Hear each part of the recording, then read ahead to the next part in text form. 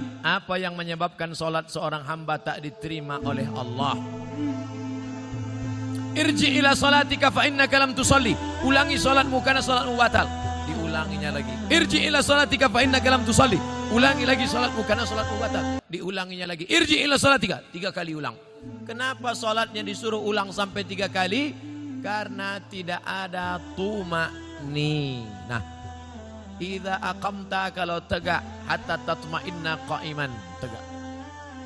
Kalau ruku, hatta tatma'inna raki'an. Subhana rabbiyal azim, subhana rabbiyal azim, subhana rabbiyal azim, subhana rabbiyal azim wa bihamdih.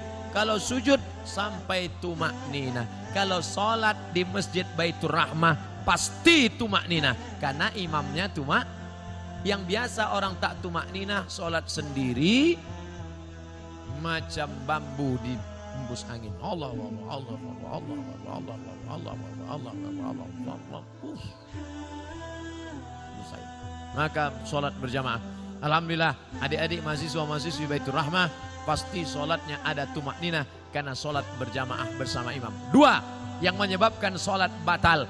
La sholat, sah sholat liman lam yaqra bi fatihatil kitab. Fatihahnya tak betul. Fatihah rukun sholat, luruskan. Bismillahirrahmanirrahim. Alhamdulillahi rabbil alamin. Ar-Rahmanirrahim. Maliki yaumiddin. Iyyaka na'budu wa iyyaka nasta'in. Ihdinas siratal mustaqim. Siratal ladzina an'amta 'alaihim ghairil maghdubi 'alaihim waladdallin. Amin. Betulkan Fatihah. Ngaji Iqra. Ngaji Iqra. Seandainya tak ada ulama dari Minangkabau, mungkin saya tak pandai membaca Quran. Jadi Ustaz dulu ngaji sama siapa? Ulama-ulama Minangkabau yang mengajarkan mengaji. Alif di atas, alif di bawah, alif depan, u, a, i, u. Di atas itu kan dari Minangkabau. Alif 2 di atas, an, alif 2 di bawah, in, alif 2 di depan, un, an, in, un. Yang tahu berarti udah tua. Anak-anak kini tak tahu itu lah. Deapo guru mengaji nan kini bukan dari Minangkabau tapi dari Yogyakarta. Jenenge sopo? Kiai Haji As'ad Humam. A bataba batata batata batasa basaba. Yang dulu hampir seluruh Sumatera itu guru dari Minangkabau. Alif di atas A, alif 2 di atas an. Mengalir pahalanya. Jangan sampai Fatihah tak betul. Apa kiat hijrah? Bagaimana cara agar kita tetap istiqamah? Yang pertama selalu pergi ke rumah sakit. Balik dari sini, jangan pulang ke rumah, pergi ke rumah sakit. Nanti kalau security nanya, mau kemana mbak? Mau nengok orang sakit di rumah sakit. Mau ruangan berapa? Sadonan di Siko ingin ambo calia. Saya kalau diajak jamaah, Ustadz ayo kita ke ruang ICU. Tulis dia teh ICU, artinya ICU. Ambo mencaliak waang tak bisa mencaliak ambo.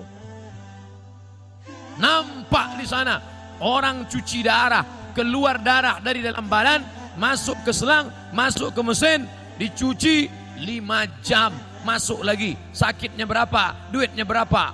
Maka kita yang sehat bersyukur nikmat sehat dengan banyak-banyak beribadah. Tak juga bersyukur nengok orang sakit, pergi ke kubur menengok orang mati. Mim dia tema taya bawati, mati. Tengok bagaimana, apa yang akan dibawa? Tinggal akan dibawa solat. Inna awwala ma yuhasabu bihil abdu yaumal qiyamah. Yang pertama kali dihisap, dihitung hari kiamat, solat. Yang ketiga, buat komunitas. Komunitas alumni Baitur Rahmah. Buat satu contoh sekolah percontohan. Madrasah tahfiz Quran alumni Baitur Rahmah. Anak yatim, uang sekolahnya tanggung. Guru-gurunya, kalau sudah ada, yang sudah ada itu aja jaga. Alumni-alumni pulang dari sini, buat ikatan alumni, pergi cari mana sekolah. Pak Kepala Sekolah, ya berapa guru yang belum digaji? Berapa anak yatim yang belum bayar uang sekolah?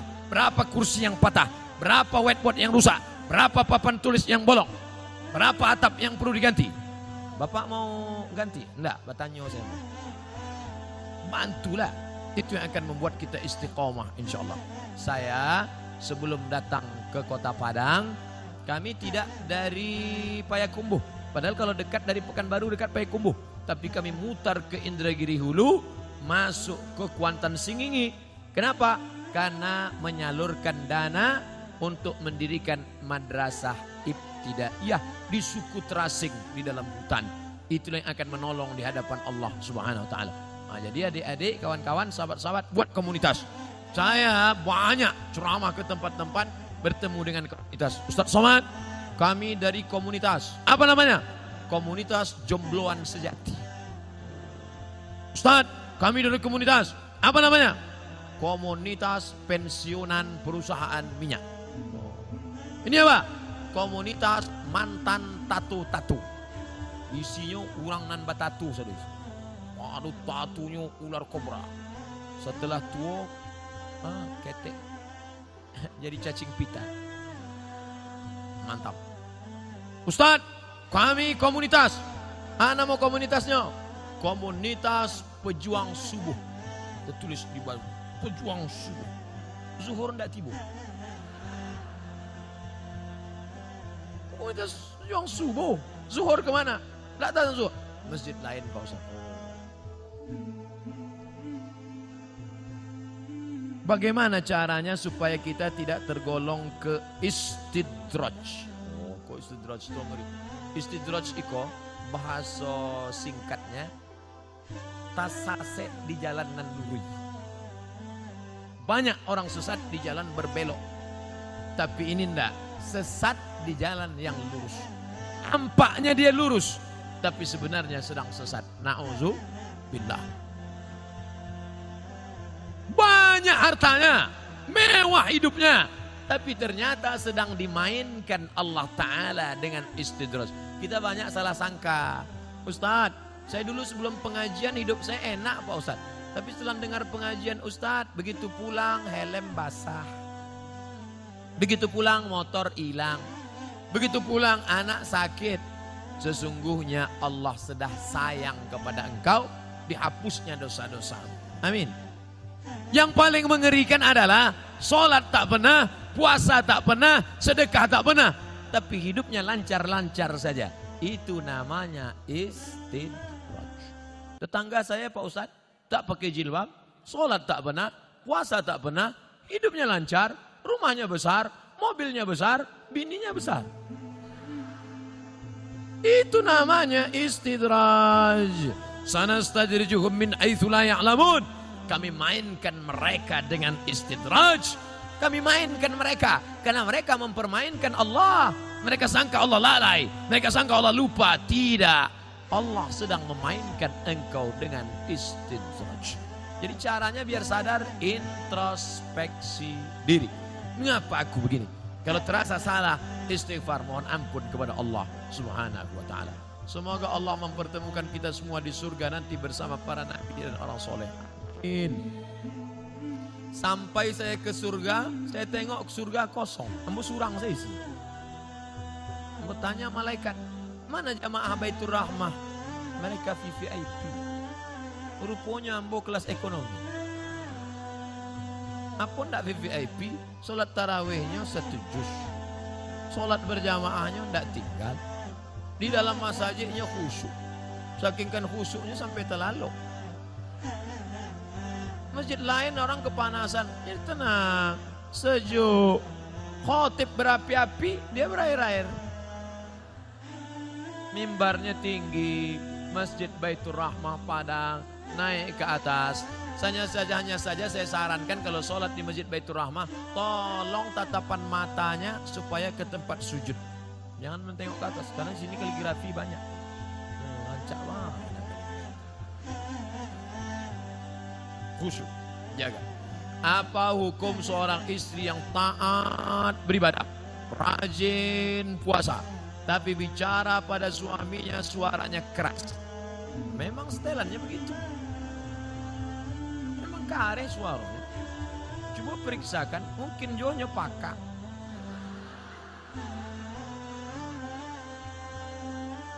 Mungkin ini orang gunung suara keras. Beda sama orang Sunda. Kalau orang Sunda, Mas, hujan. Orang Sunda kalau ngasih tahu suaminya hujan. Lah basah kain baru. Tapi sampai lain tak, hujan. Nah, jadi jangan serta-merta kalau kareh melawan. Ternyata dia tidak peka, ternyata dia bukan orang gunung, tapi dia melawan. Maka mengatasi istri melawan ada 5 langkah. Yang pertama, fa'izuhun, kasih nasihat. Adinda, come here, sekos mentah. Janganlah kareh-kareh bersuara. Sakit hati dena.